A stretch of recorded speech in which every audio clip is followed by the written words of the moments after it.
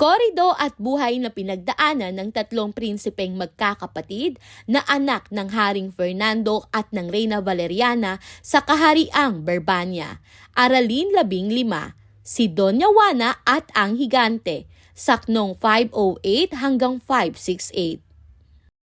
Nang bumaba si Don Juan sa mahiwagang balon, napadpad siya sa isang malawak at makinang na kaharian sa ilalim ng lupa. Sa gitna nito ay nakita niya ang isang magandang dalagang umiiyak, si Doña Juana, na bihag ng isang mabangis na higante. Kinuwento ni Doña Juana na araw-araw siyang nililigawan at binabantaan ng higante at walang sino mang makaligtas sa kanya. Naghimay ng loob si Don Juan at nangakong ililigtas ang prinsesa kahit gaano pa kahirap. Hindi nagtagal, dumating ang higante.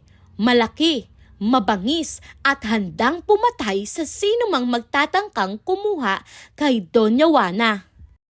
Matapang na hinarap ito ni Don Juan, nagpalitan sila ng mabibigat na hampas at palo. Ngunit sa huli, natalo at napatay ni Don Juan ang halimaw. Labis ang tuwa at pasasalamat ni Doña Juana. Ngunit matapos ang labanan, sinabi niyang hindi pa sila makaakyat sa ibabaw sapagkat may ikalawa pa siyang kapatid, si Doña Leonora, na bihag ng isa pang nilalang at hindi sila maaaring umalis nang hindi ito iniligtas.